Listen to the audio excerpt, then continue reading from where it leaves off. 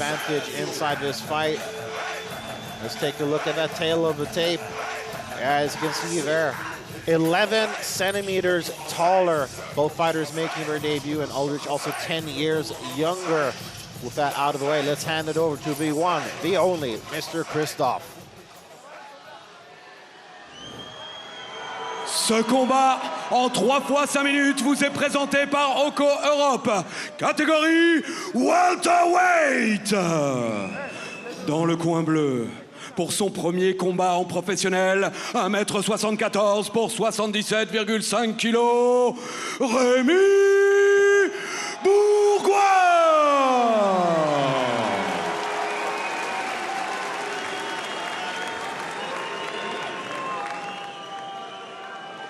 Et dans le coin rouge, pour son premier combat en professionnel, 1m85 pour 77,6 kg, Théo Ulrich.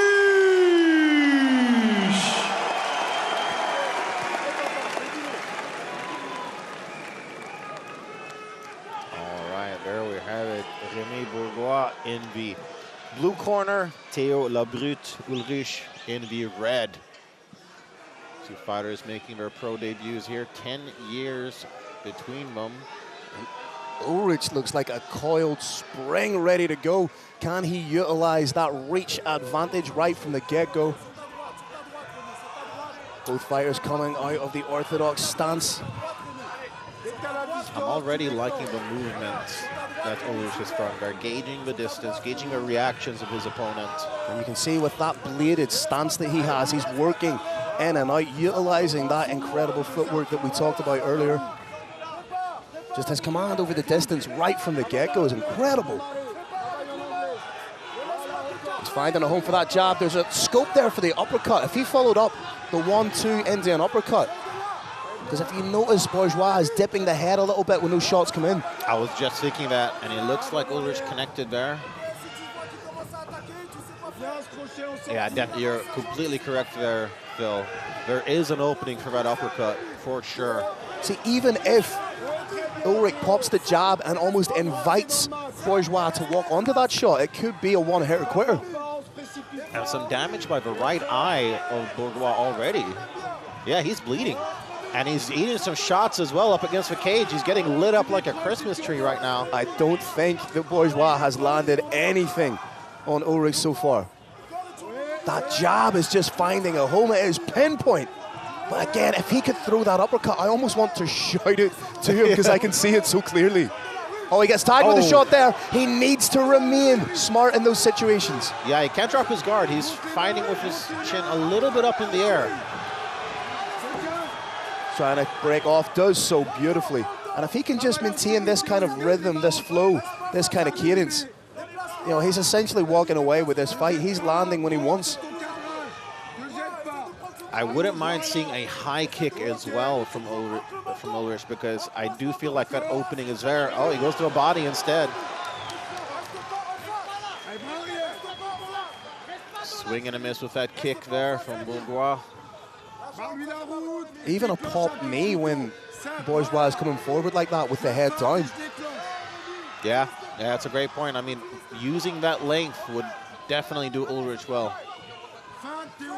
And Sebastian, if you and I can see the opening for that sitting from our broadcast position, you can bet that the corner of Ulrich can see that too. Oh, absolutely. I'm sure they've been screaming it at him. Oh, but he's really letting that damage pile up on his opponent now. Popped a few knees in the clinch there. Oh, he got struck there, though. Bourgois connecting with a left hook. He needs to remain cognizant of his defense as well. There is a little trope that some fighters fall into when they land all these shots, when they're kind of controlling the flow. They forget that they can be hit. Oh! La Brute with brute force and determination there, but Bourgois trying to get in on this takedown. Split base from Ulrich. Oh, nice job there by Ulrich. He's got his left hand on the inside. Yep. Might hit the switch. Trying to do so. Here it comes. Has wrist control too. Stuffing the head down. He could end up taking the back here if he's quick enough. Yeah, he could actually spin around the I mean, honestly, there's openings on both directions. If he can connect his hands together and rip that leg up, he can hit the switch. Yep. But it's the hand that's keeping him safe right now. Beautiful work from Ulrich to disengage. Steph, jab. It's like that jab of Ulrich is heat-seeking the way that it's connecting. It's pinpoint, isn't it? Again, the scope there for that uppercut is...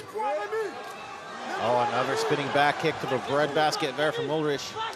Oh, it goes high. Coming up to the final minute of the round. Spin and a miss from Bourgois.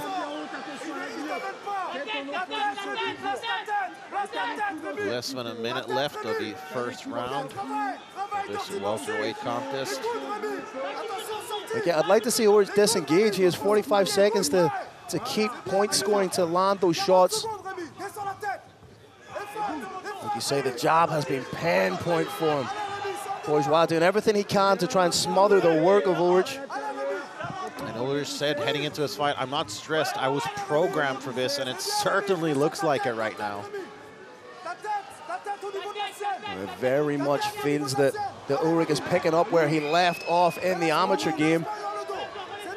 Dominant as ever, progressing to the professional ranks. What do you look at that? It was Bourgois throwing the uppercut. Punching his way into those striking exchanges is Ulrich. You can see what Bourgois is trying to do a little bit too late in the round. He's trying to roll underneath and land that big shot coming up over the top. Yeah. Now, this is an interesting little dynamic and a little interesting facet of fighting. Bourgois has absorbed a lot of damage. That's going to deplete his cardio. However, could Ulrich potentially be in trouble of punching himself out? He's throwing lots and lots of shots there, and that, people don't necessarily realize how much that takes out of the fighter that's trying to end the fight. Oh, absolutely. I mean, especially when it is your pro debut as well, as under these bright lights of Hexagone as well. I'm sure there's a little extra sense of adrenaline.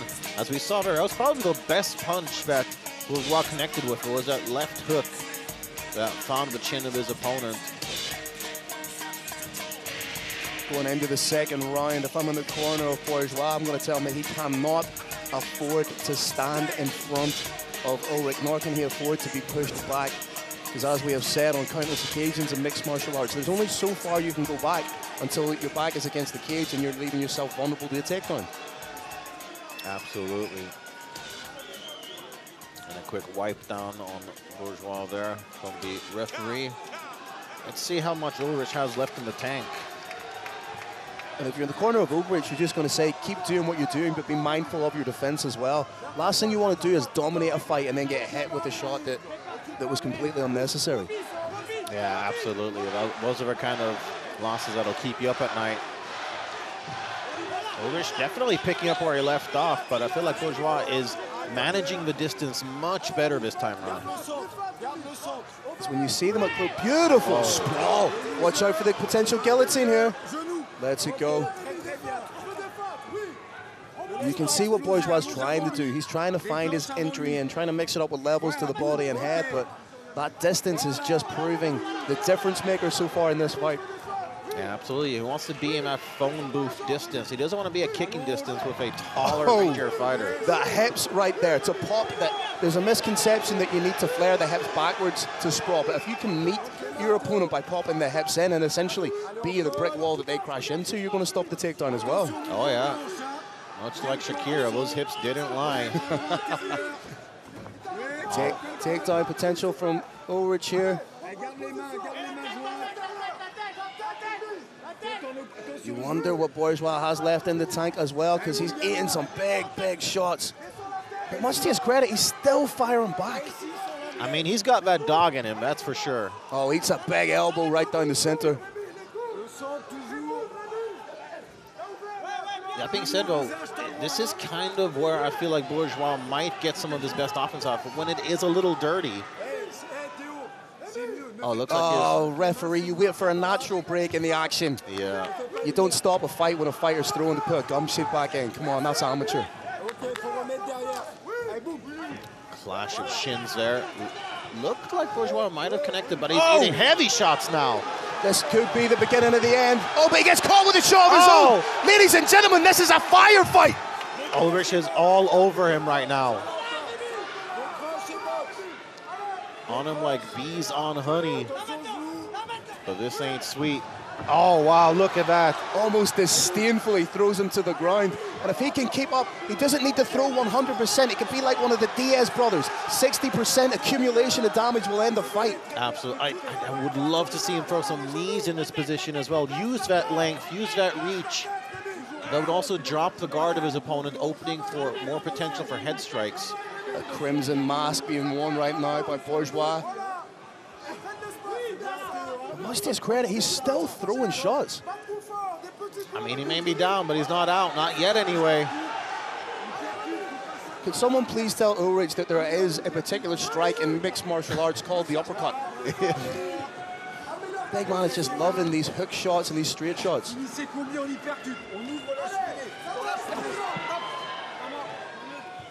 And another break in the action here. I'm assuming that the cage side physician is going to be brought in to look at the cuts on Bourgois. In my opinion, that's a little bit premature.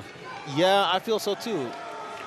He's bloody for sure. But that's not a cut that's going to be an impediment to the fight. That's going to be an impediment to the breathing. But yeah, you're not talking about something that's going to obstruct the vision. Also, this puts a halt in the momentum that Ulrich was riding. And it also gives Bourgois a breather. Referee also doing a terrible job of keeping Ulrich in the neutral corner. But hey, if you're not cheating, you're not trying. Yeah, right. That's what my Tinder bio says. But like Sebastian, you made a great point that this halts them.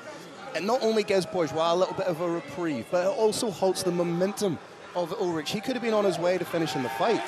Yeah, and this might even serve to sort of cause him to cool down a little bit. And all that break in the action did to bring the doctor in.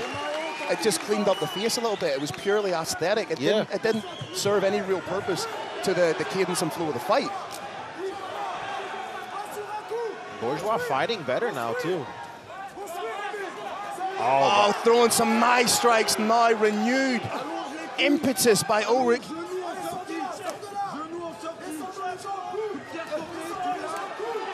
He's just covering up now. He's not really offering anything. More heavy shots thrown there by Ulrich. It seems like just a question of time. A minute and a half left in our middle round. You wonder then, if Bourgois becomes bloodied up like he was, does the referee then stop it again? Yeah, that was a strange referee intervention there for sure.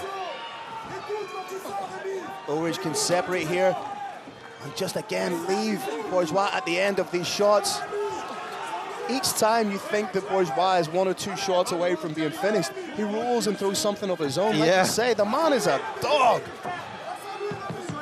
Final minute of the second round. And he's just leaking blood all over Ulrich right now. He is leaking like a badly installed kitchen tap.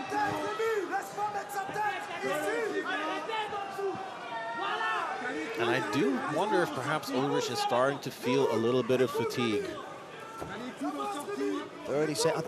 Like you said, would like to see him separate and throw strikes.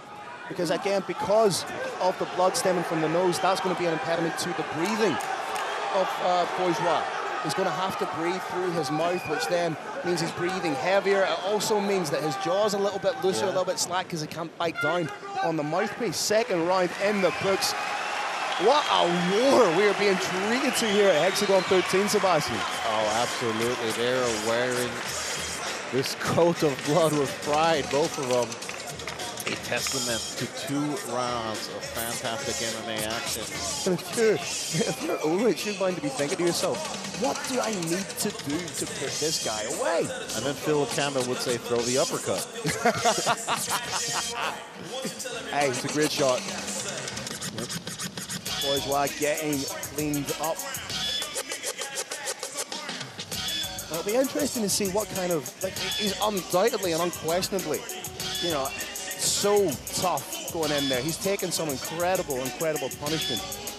But he still needs to do something a little bit more offensively. Yes, we're giving him plaudits for how tough he is, but he's down 2 rounds. Oh, yeah, 100%. He needs to go out there and throw that badly installed kitchen tap, which is part of the kitchen sink, at Ulrich. He needs to finish if he wants to win this fight. It's as simple as that. And I mean, he's shown signs of what he needs to do. Like you mentioned, Phil, he's starting to sort of try and get inside the inside, duck under punches, come with a counter of his own, but he needs to do just a little bit more, and he can't get stuck at the end of these flurries either. I mean, even if he's not getting put down by them, he sure isn't winning the fight. Yeah, absorbing 4 or 5 shots and trying to throw your own. That's not an effective game plan. The Homer Simpson defense usually doesn't work. He needs to implement a little bit of lateral movement here instead of backing up to the cage. Again, trying to roll his way into a big shot over the top, but it's a stiff jab. That was a great jab there from Ulrich. Seems like he's just trying to set up that straight right down the middle. Nice head movement from Bourgois. Could have done with that in rounds 2. Yeah. Oh, that jab is masterful. Just pops it out. It's almost like Ulrich can't miss with that jab. And what he's doing is he's timing it so beautifully just as Bourgois is coming in, takes that half step inside, the momentum of moving forward and the momentum of the shot. Beautiful. Another great sprawl there. And again, he let him up a little bit too easily there. There was the opportunity to take the back. There was the opportunity to throw a kick just as he was back to his feet. There are a couple openings that Ulrich hasn't necessarily utilized. Oh, beautiful shot there from Bourgois, though. Found an opening. That nose, I think, is broke. I don't think you would need to be a doctor to quantify that. Oh, absolutely. It is crooked like my French accent. Seems to be the only real effective shot for Bourgois. Oh, he got wobbled! Are we looking at the beginning of the end, Sebastian? I mean, we've thought so several times. Spinning back kick connects slightly there from Ulrich. Good patience being shown here by Ulrich.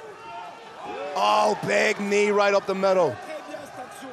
Finally, we're seeing some of those knees utilizing that height advantage. Do you know what he could do with throwing, Sebastian? An uppercut? How did you know? Oh, big winging shots there and a very labored takedown attempt. Easily defended there by Ulrich. Perfect choice of vocabulary there. Everything that Bourgois is throwing now is coming just that little bit slower, that little bit more labored. And very much like in our previous fight, you get the feeling that if Ulrich is to put the foot on the gas ever so slightly, he could be on his way to a finish. Yeah, absolutely. Oh, he connected with a nice right hand there. Stopped Bourgois in his tracks. Jumping knee just misses the chin. Oh, another beautiful jab there. You would love to see the metrics and the statistics on the numbers on this fight, just to see how many pinpoint jabs were landed by Ulrich. Does have 6 wins by way of KO or TKO as an amateur. Even just the way he slides out of range there when Bourgois is trying to throw the big shot. Yeah, I mean, he's showing why he is so hyped up, why he is so highly ranked on the French and European scene. And if you notice, Bourgois keeps rolling the head out to his right side. As he's doing that, there it is to the right side, and it's very, very low. If Ulrich is to time a head kick, and he connects with that, that could be game over. He starts on the inside and rolls outside every time. See, there it is again. Yeah, clear tell, definitely. Oh, nice fly. Oh, huge knee. Funnily enough, if you were going to stop the fight to check cuts, now would be the time to do it because of the cut over the eye. Yes. The referee going. I mean, this looks like a horror movie right now. Referee going full Ivan Drago. If he dies, he dies. Oh, this could be the beginning of the end. This might be it. Another one of those flurries might just be enough. And he's still trying to find that home run hit. Big sprawl. And as much as he's taken a beating in this 3rd round, could it be quantified as a moral victory if Bourgois gets to the end? I mean, sure, yeah. That moral victory won't go on your record, though. big, heavy sprawl from Ulrich. Yeah, easily defended, very telegraphed. But again, I feel like Ulrich is letting him off too easily from these positions. He could utilize a position and deal much more damage. Yeah, there's definite blood in the eye here, Bourgeois. Eating big shots. Oh, that has to be it, that's it! Oh! Wow! The icing on the cake for the most decorated amateur in the history of French MMA, who now moves to 1-0 as a pro. Sebastian, how impressed are you with that man? I mean, on a scale from 1 to 10, I'm probably at a 12 right now. That was one-way traffic, and Ulrich was in the driver's seat. And Bourgeois still down from that knee. With 10 seconds left in the round, the composure shown by Ulrich, the patience to know that if he just kept doing what he was doing, didn't take any silly, unnecessary chances, keep doing what you're doing, and you will find the finish. And that big knee was lights out. And again, you have to give him credit, because it wasn't just the knee that finished the fight. It was the accumulation of the shots, of the damage. It was all money in the bank for Ulrich. Oh, that was a brutal knee that ended the fight. Such great timing too. Just as Bourgeois was dipping to the side. Let's take another look at it from this angle. Boom! That is, as we say back home, an absolute belter of a shot. Great to see Bourgeois on his feet. And you could, I mean, we really got to see a little bit of everything here from Ulrich. I mean, obviously the stand-up was completely in his favor, but also great takedown defense. He paced himself very well. He found his distance, and he was even able to have a lot of success in a distance that wasn't even that advantageous for him. If you're going to make a professional debut, you don't just want to get that first round easy submission, that first round easy KO. To block that amount of time and to get that amount of cage time, experience, different looks in the scope of your first professional fight, that will pay dividends moving forward for Théo Ulrich. There we go, seeing some of his handiwork. Bourgeois offering very, very little in the way of offense. Eats that big knee, and a thing of brutal beauty for sure. And I mean, a great late birthday present for Théo Ulrich. His birthday was January 14th. So I can imagine he didn't get his cake then, but he got it now.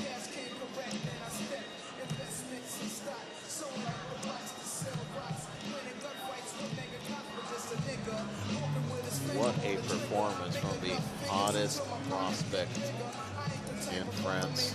Very much proving that the hype is real with this young man. And well, I mean, he trains 3 times a day. He said all that work has to pay off. It sure did. Dude, I don't train 3 times a week. Yeah, that's incredible. If he can continue on this upward trajectory, we may have just unearthed a new star in Théo Ulrich. Such a polished performance for a young man making his professional debut, showing that he is indeed the embodiment, the personification of that new breed of well-rounded mixed martial artist. I mean, he works as a maintenance technician, and a technician is exactly what he was in here. Just so well-paced, put together his shots and combinations beautifully. Is there room for improvement? Sure, absolutely, like any 22-year-old should have. But really, I mean, we are probably seeing the start of great things now.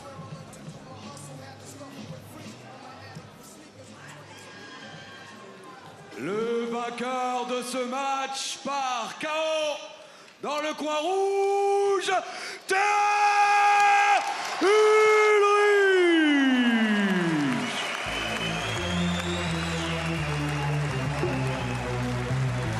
Hey! Hey! Hey! Hey!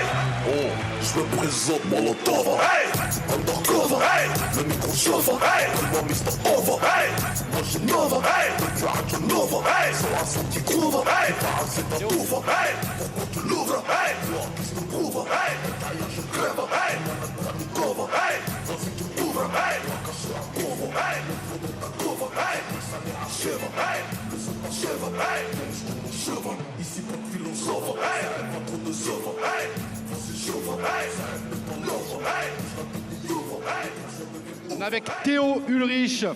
Théo, premier combat professionnel, une guerre incroyable, un premier finish. Déjà, j'ai envie de refaire des applaudissements pour cette guerre exceptionnelle que vous avez livrée.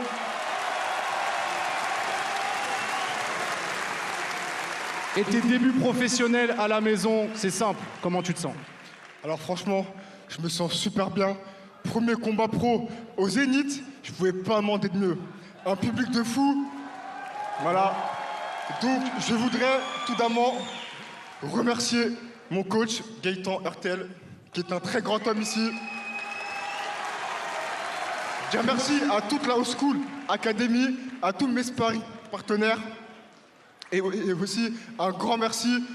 Ousley, Mehdi, merci beaucoup.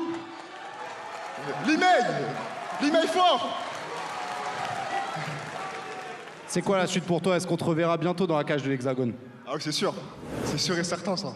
Et il y avait quelque chose qui est resté en suspens sur ton dernier combat amateur, un affrontement potentiel avec Patrick Abiroa qui est aussi passé pro. Est-ce que c'est quelque chose qui peut t'intéresser? Bah franchement, moi ouais, ça m'intéresse encore de ouf. Et je suis prêt aussi pour une grosse guerre, comme d'hab. Ça marche. Le Zénith, faites du bruit s'il vous plaît pour Théo Ulrich et une guerre, ça se fait à deux. Du bruit pour Rémi Bourgois aussi.